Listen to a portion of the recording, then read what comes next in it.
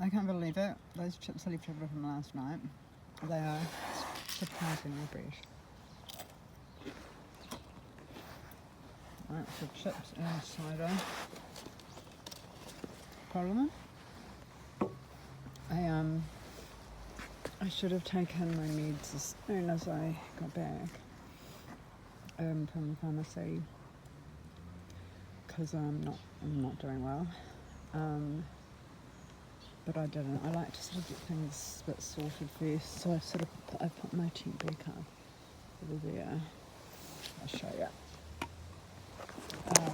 They did try to help me put it back up, but they basically scooped up everything that was inside it and twisted it like it was, they kind of knew how to put it back into its circle shape almost.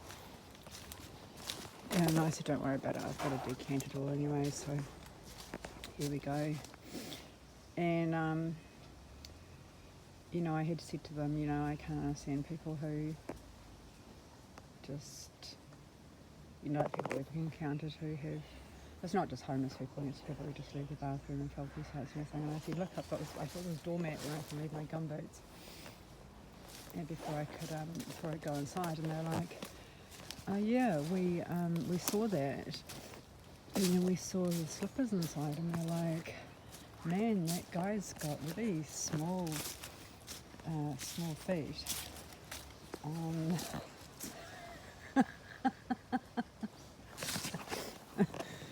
Yes, that man, he's causing lots of trouble in the neighbourhood.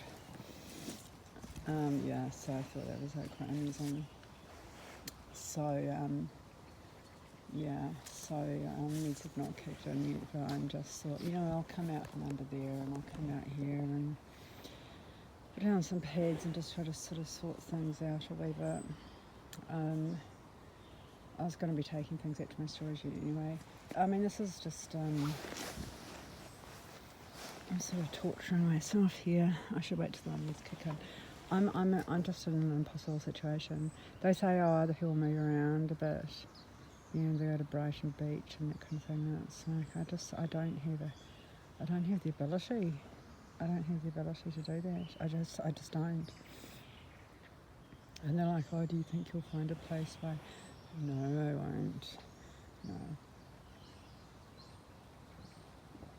They said you have to find somewhere by Monday, and I was a bit mean. I should have just let them have that.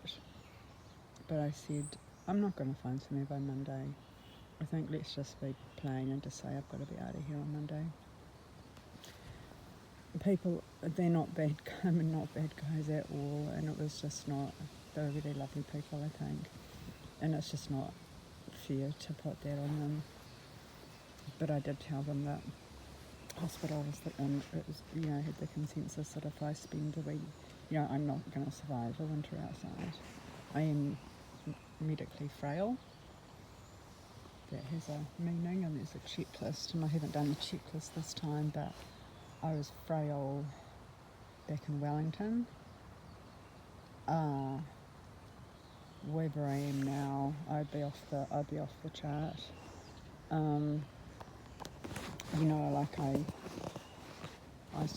I struggle with basics, and my brain is totally overloaded. This is what people who haven't had their brains pushed to the limit all the time, constantly pushed to the limit all the time, don't understand, is that it's not like pushing it to the limit for a few hours or a few days or a few weeks. You just lose the ability to problem solve. And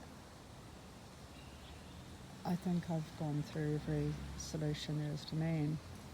There's one opportunity that's been raised with me, which is through an Anglican service. I shouldn't say Anglican, sorry. I expect it probably is.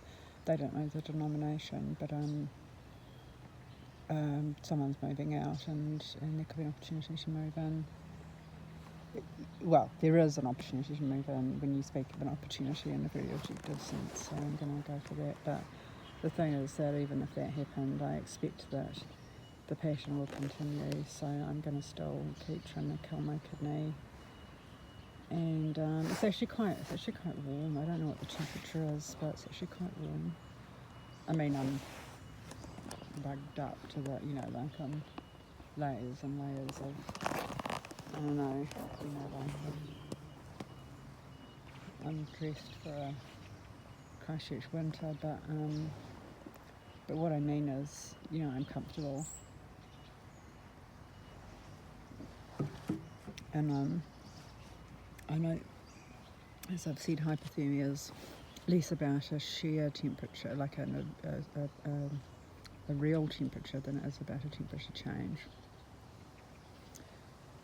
And that may be connected to how people who are entering hypothermia or are in hypothermia but still probably recoverable from it if the means were there, which they usually aren't, because these are usually people stuck on mountainsides. They feel subjectively too hot and they take all their clothes off. And that could be what gets them. I don't know. I don't know. But I definitely would rather go to bed and not wake up. Waking up in the morning is the worst. It's just the worst, That's just the fucking pits. And just trying to find my stuff, and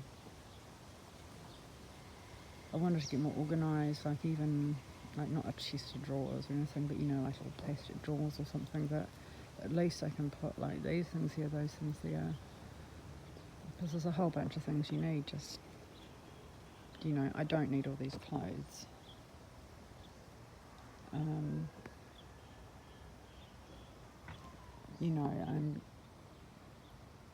But I need some, and I'm lucky that I've got a storage unit, so I can take dirty clothes and swap them over, and then when I've got enough to justify an $8 wash and dry, then I can do that.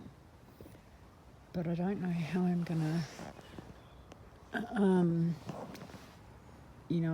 putting up, when I realised I couldn't put up a tent, I didn't know how, and I'd need training, and I actually started to ring a couple of places yesterday, including St. John, to say, can one of your outreach workers come and help me put up the tent you gave me, because I don't know what the fuck's going on here.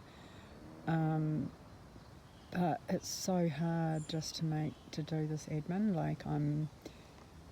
I worked as an administrator. It gets very, very stressful solving problems. And you have a weekend and you get to go home after work.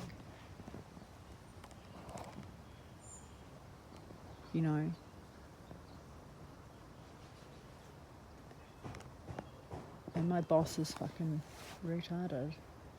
My boss is called Life.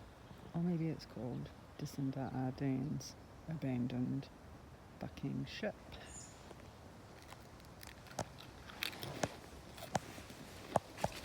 Tiny for a man.